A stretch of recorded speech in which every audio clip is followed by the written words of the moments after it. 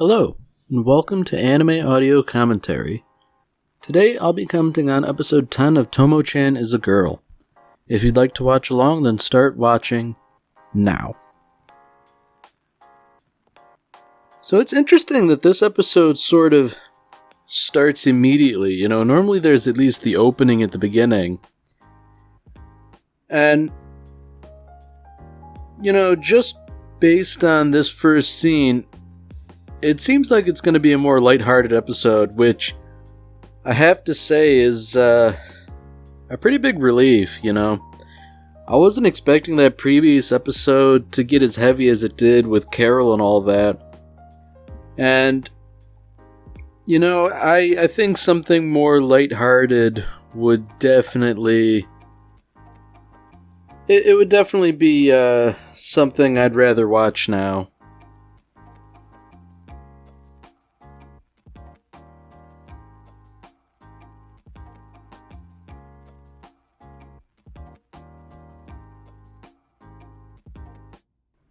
Alright, so it seems like, Carol and Misuzu at the very least, they're not too invested in this marathon.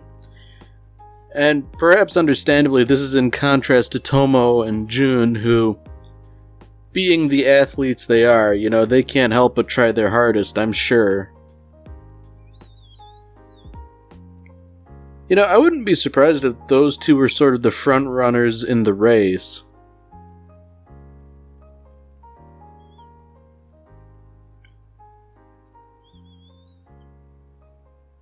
It is interesting that Tomo's sort of treating this as though, Jun's finally back to his usual self, They are competing in this regard when martial arts was normally the thing they would do.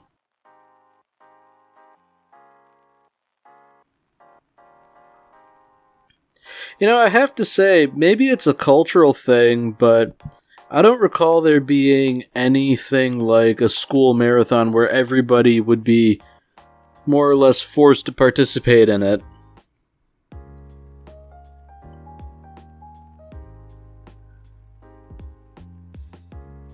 I do feel a little bad for the teacher, She didn't want to get involved in this whole thing, but seeing as how she's past the two maniacs, then, she's involved now. There's no getting out of that.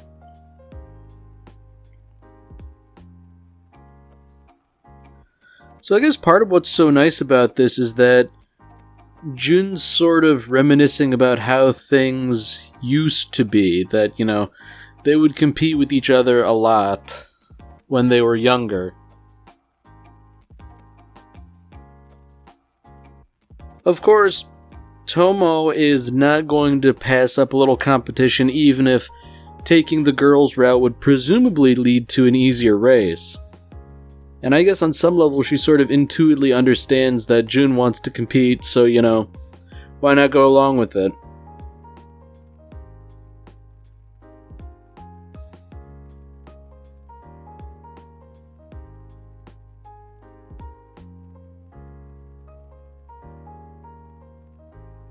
Okay, so I think I get what the turning point is. It's not like a branching path, it's like turning back and running, the way you came, and the girls just do it first. I guess that kind of makes sense, you're running up a hill in the beginning and then you run downhill at the end. Oh dear.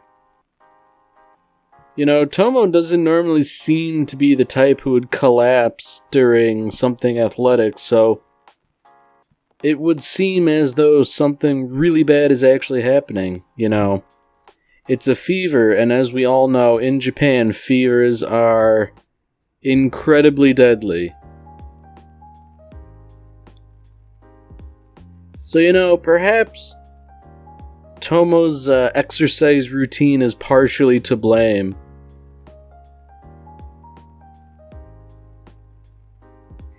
And, she frames it like, I didn't really do anything weird, but, it sounds like she ran a marathon in and of itself the day before a marathon.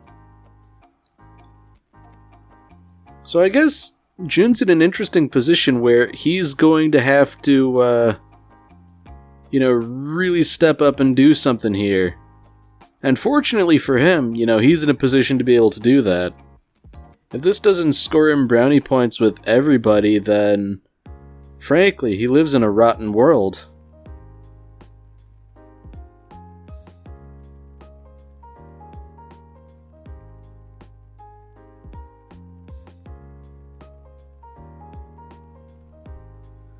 So there we have it, Tomo has in fact contracted a deadly cold.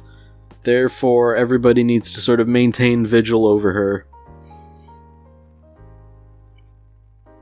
I do wonder why precisely Carol decided it was appropriate for her to just sort of climb into bed with her, but I choose to believe she was doing it from a place of kindness and compassion.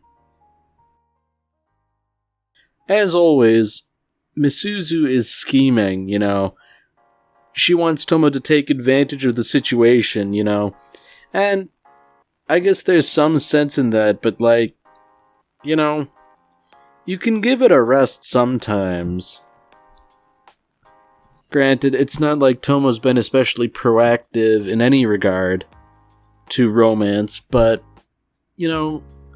sometimes when you're sick, you're sick. You don't have to do anything.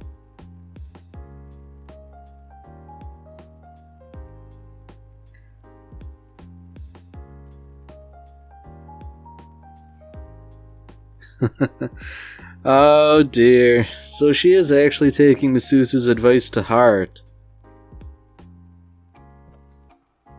She's being awfully pushy for somebody who's seemingly too sick to walk, but what's Jin gonna do in a situation like this? Deny that request?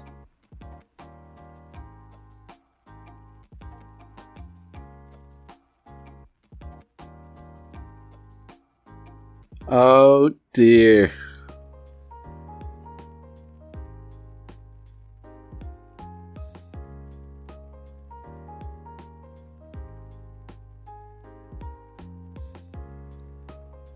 I guess it is sort of telling that despite all of Misuzu's coaching, the worst thing that happened today was essentially that the competition was ruined between them. I mean, that's sort of missing the forest for the trees a little bit, but I guess that sort of explains where everybody's priorities are at.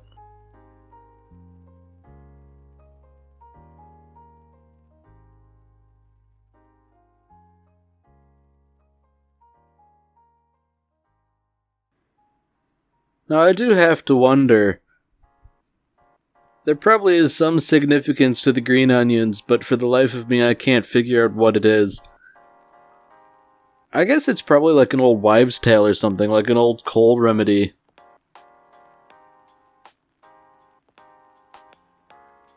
I mean, if indeed the green onions were administered, they certainly seem to have worked.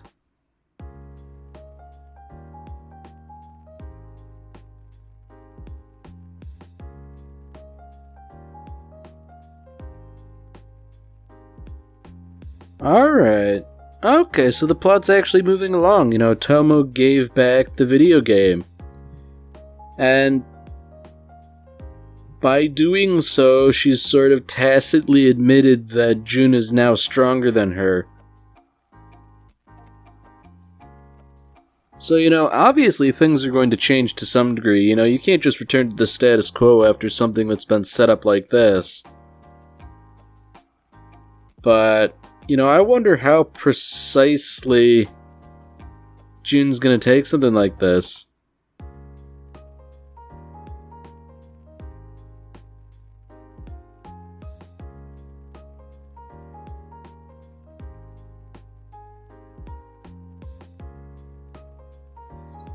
So I guess it seems like this whole thing was a really long work in progress, seeing as how Jun is now reminiscing about the first time he finally managed to hit her in karate.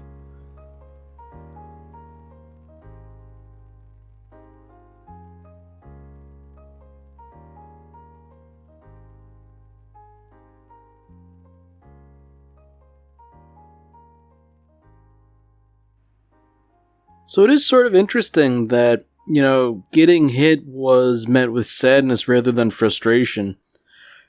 I'm sort of reminded,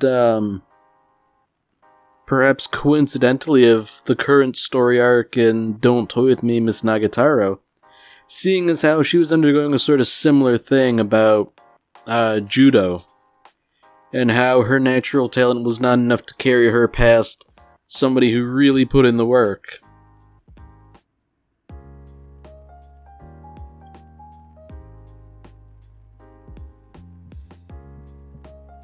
Wow, that is kind of embarrassing, that up until the start of middle school, Jun didn't really know that Tomo was a girl. I feel like that's not something you'd really want to admit out loud,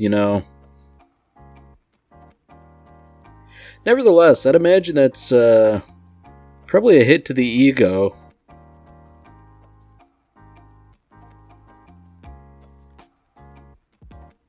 Yeah, I do wonder what precisely the deal is, because, the signs were there. And even if you're not looking for them, I feel like there's a fair bit of evidence that should indicate what precisely is going on.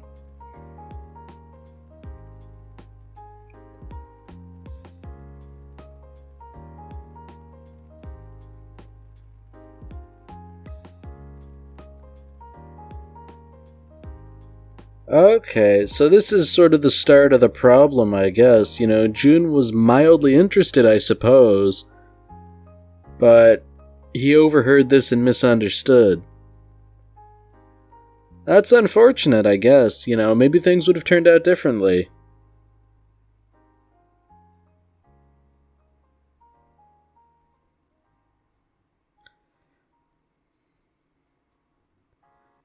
Oh man.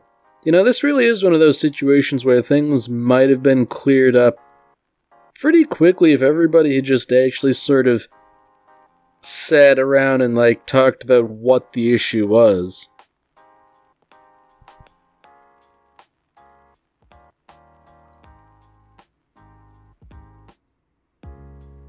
Man, this does really seem like the absolute worst solution to a pretty mundane problem. I mean, personally, I can't imagine being willing to let a friendship go over something like this.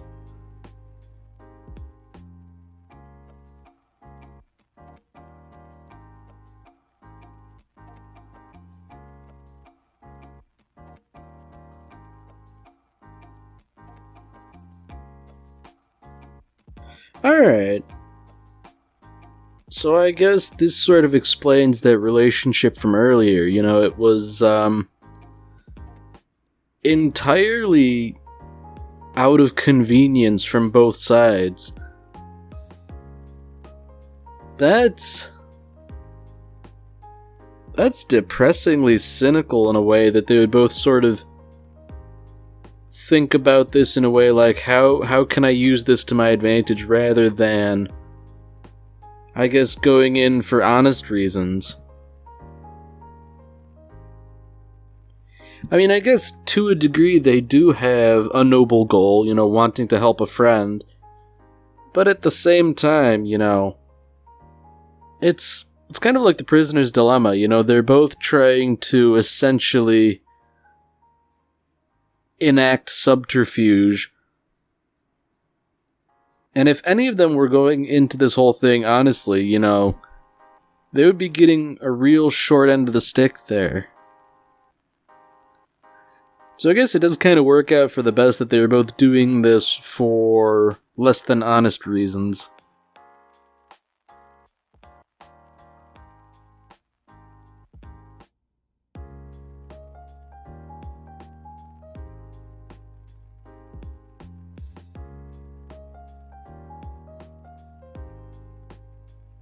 I mean, it's not like they even made it clear up front. Man, that's just really skeevy. They're both aware that this isn't a real thing, but they're still going through with it. But they're also not being really honest about it either.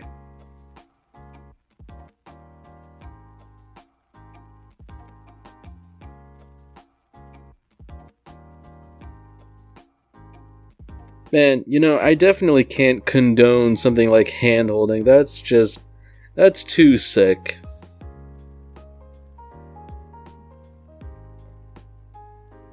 I mean, at the very least, Misuzu has the common sense to, maybe stop doing something like this.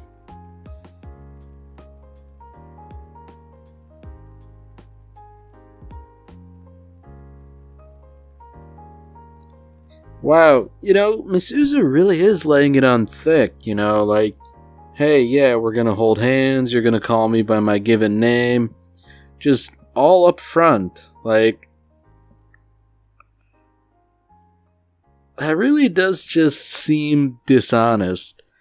I'm not an expert, but I was under the impression that calling somebody by their given name was, really indicative of a close relationship. It's not just something you do at the drop of a hat.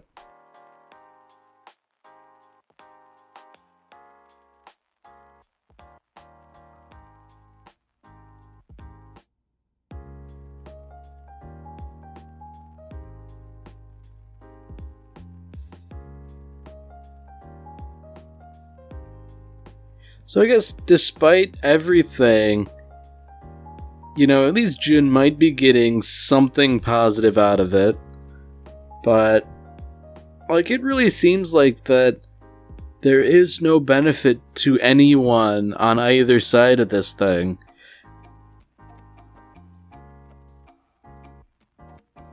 I mean, I guess Jun's making out alright by basically inviting Misuzu to do a whole bunch of stuff that she doesn't really like. So, that's her comeuppance, I suppose, but...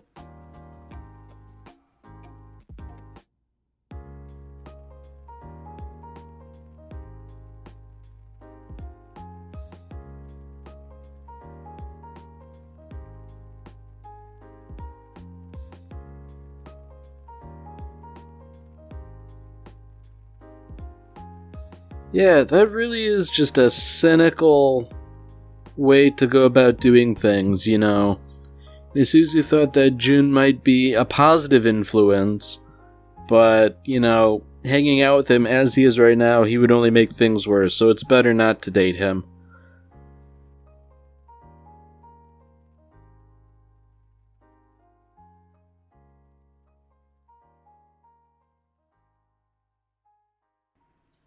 I mean, I guess, good on Tomo for sort of forcing her friend to talk things out when there's seemingly an issue going on.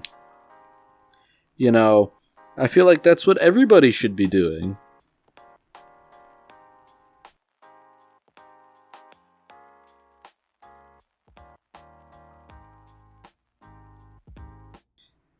Yeah, here we go. When Tomo just says things, it sort of solves the problem. Yeah, she does like sports, but she likes hanging out with her other friends too.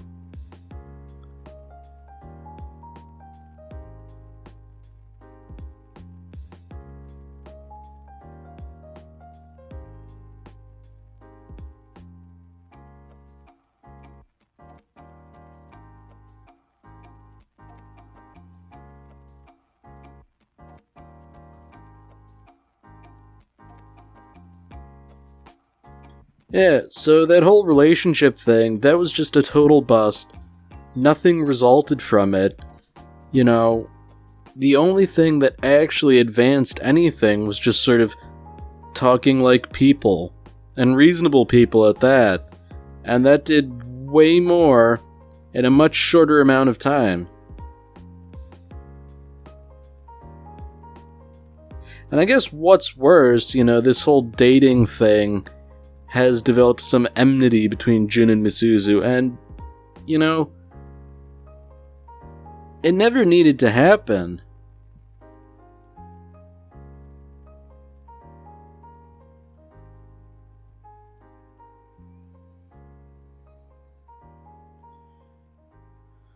Alright, so Jun of his own initiative has decided to talk to Tomo and try and initiate things again. And it is kind of rocky. He's not being totally honest, but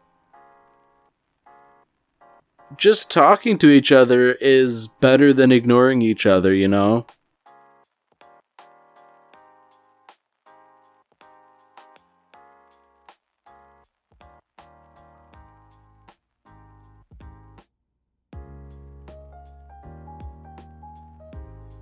Alright, so this is actually interesting, you know?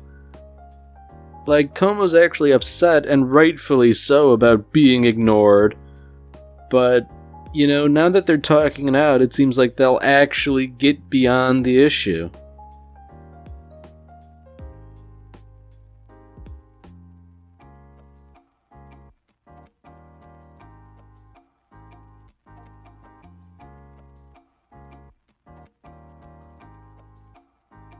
It really is incredible how much of the plot can be resolved just by being forthright.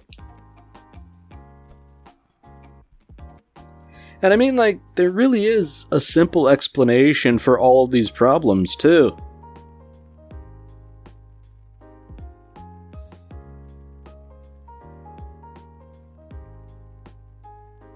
Of course, you know, despite all the problems they have solved, it seems like they're starting new problems, you know? Because Jin just sort of thinks they're friends, but Tomo doesn't see it that way necessarily. Unfortunately, I guess it's her turn to, you know, pretend to be stupid and not talk about things like she should.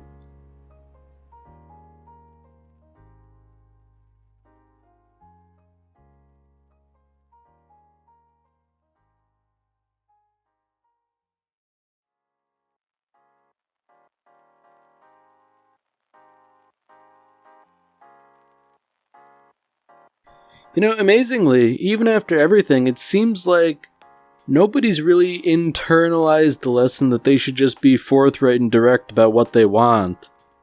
You know, even if Jun is sort of realizing it now, he's not actually doing anything.